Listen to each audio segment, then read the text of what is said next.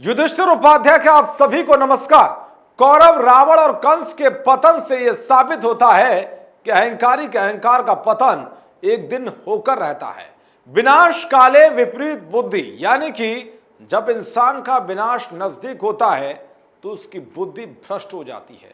ऐसा ही कुछ हाल है यूपी चुनाव में अहंकार दिखाने वाले अखिलेश यादव का। आपने देखा होगा कि अखिलेश यादव का अहंकार उन्हें कैसे ले डूबा। इसके बावजूद भी वो बाज नहीं आ रहे। अखिलेश यादव उसी रास्ते पर चल रहे हैं जिस रास्ते से पूरा देश नफरत करता है। यानी कि अखिलेश यादव उन जिहादियों का बचाव करना नहीं छोड़ रहे हैं जो बेगुनाहों का खून बहाने के लिए सामने आते रहते हैं।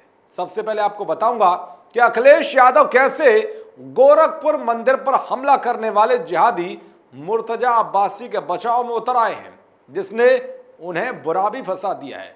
दूसरी खबर भी मुर्तजा से ही जुड़ी है। आपको बताऊंगा कि उसके साथ ही उसकी अम्मी की कट्टर सोच को लेकर एटीएस ने क्या क्या और नए खुलासे किए हैं। साथ ही बताऊंगा कि सीएम योगी ने अपनी टीमों को अलग अलग जगह भेजकर कैसे भौकाल टाइट कर दिया है। और आखिरी खबर में आपको दिखाऊंगा कि ओवैसी की पार्टी का नेता पुलिस वालों को रमजान के समय इलाकों में ना घुसने की कैसे खुलेआम धमकी दे रहा है।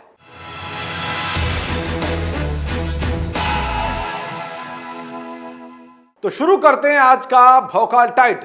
चुनावी नतीजे आने के बाद से ही अखिलेश यादव का दिमागी संतुलन बिगड़ गया है। वो अब खुलकर जिहादियों के समर्थन में दिखाई दे रहे हैं।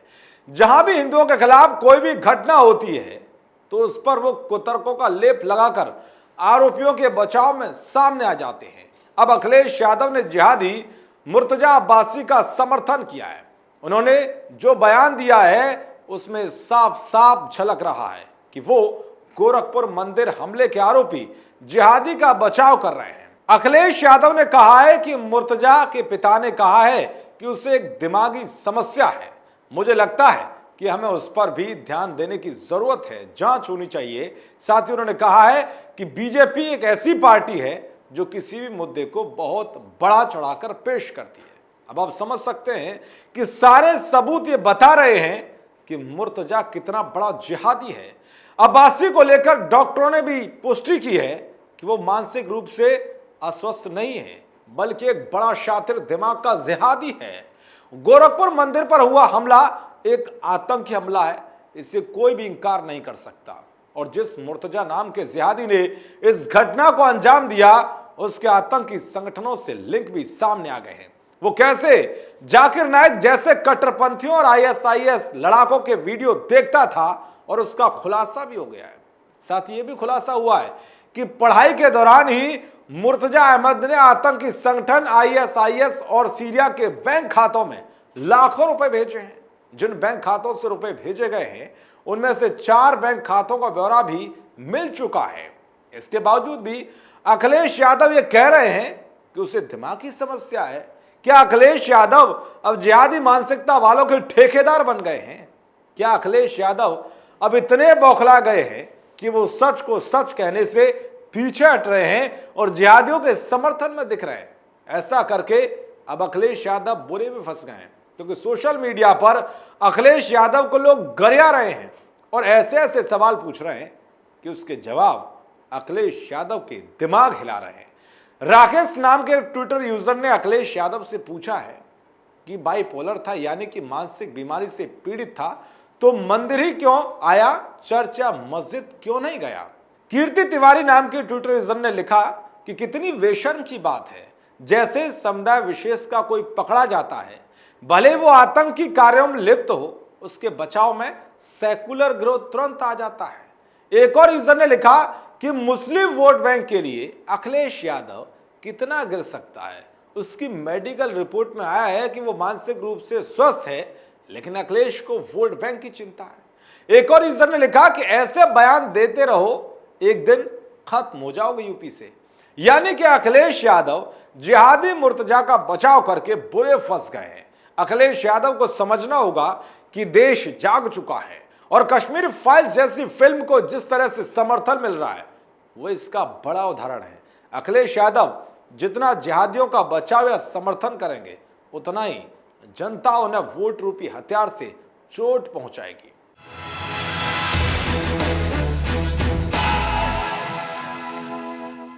अब बात करते हैं भोकाल टाइट की दूसरी खबर की। गोरखपुर मंदिर हमले को लेकर सीएम योगी एकदम सख्त दिख रहे हैं। सीएम योगी ने साजिश की जांच के लिए अपनी सारी टीमों को मैदान में उतार दिया है। एटीएस की टीम मुर्तजा अब्बासी के मुंबई से लेकर कोयंबटूर और दिल्ली से लेकर जामनगर तक के कनेक्शन खंगालने में जुट गई है। बीते कुछ महीनों में वो मुंबई से दिल्ली, जामनगर, कोयंबटूर और नेपाल क्यों गया था, उसके पास मजहबी किताबें कैसे आई, गोरखनाथ मंदिर का नक्शा उसके पास क्यों था, इसकी जांच हो रही है। तो एटीएस ने मुर्तजा अब्बासी को लेकर कई बड़े खुलासे किए हैं। पता चला है कि मुर्तजा पढ़ाई के टाइम ही सीरिया के प्रति झुकाव रखने लगा था। वो नेपाली खातों के जरिए 6 से 8 लाख रुपए सीरिया भेज चुका था। मुर्तजा यमन अमेरिकी इमाम अनवर अल अलाकी से प्रेरित था। इस दौरान इस्लामिक अवेकिंग फोरम पर मुर्तजा कट्टर इस्लाम की बातें सुनता था। इंटरनेशनल सिम के जरिए फेसबुक और टेलीग्राम पर साइट बनाकर ये कट्टर इस्लामियों के संपर्क में रहा। तो वह मुर्तजा की पहली पत्नी शादमा से यूपी एटीएस की टीम ने काफी देर तक पूछताछ की। शादमा ने एक और बड़ा खुलासा किया है जो चौंकाने वाला है। उसने बताया कि मुर्तजा की मां भी जाकिर नायक का वीडियो देखती थी। अब आप समझ सकते हैं कि जब मुर्तजा की अम्मी ही कट्टरपंथी भगोड़ा जाकिर नायक को फॉलो करती हो तो फिर उसका परिवार ही किस तरह की सोच में डूबा होगा।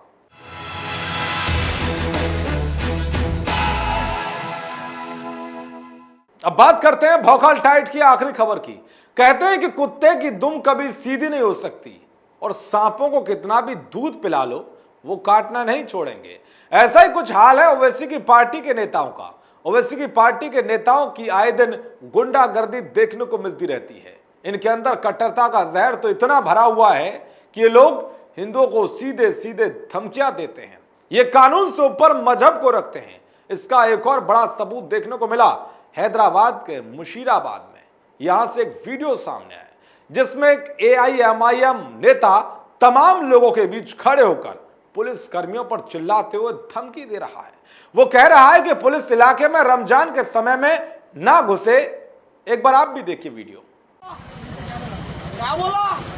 रमजान में खुल्लारा ना बोला। ये आके मेरे एरिया में नहीं चलता। हाँ, आना ड्यूटी है, ड्यूटी कर लेके चलेगा, खत्म।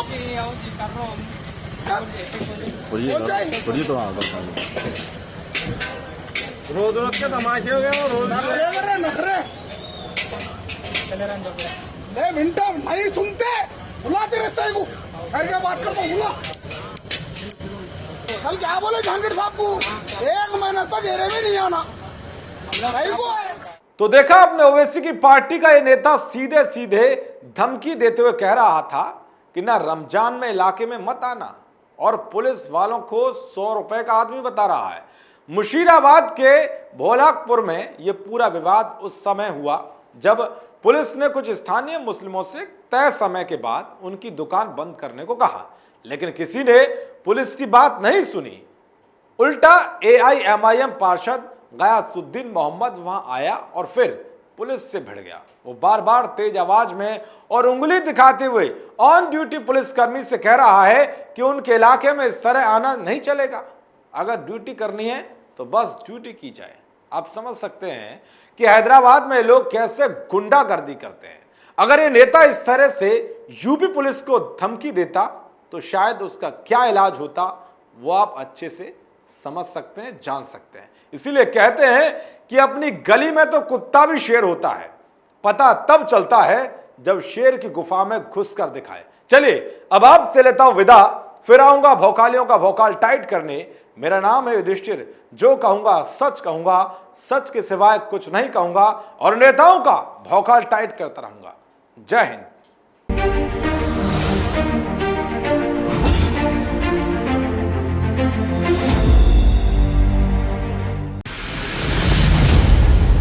मैं राजनीति करता नहीं पर राजनीति को बहुत गहरे तक समझता हूं।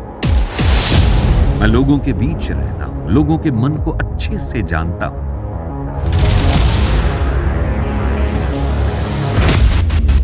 पब्लिक और पॉलिटिक्स की हर नब्ज को खूब पहचानता हूं। संघर्ष की सियासत से सत्ता के सिंहासन तक मैं हर खबर से खरा सच निकालता हूं। न कोई दौड़, न कोई race. Capital TV, Uttar Pradesh.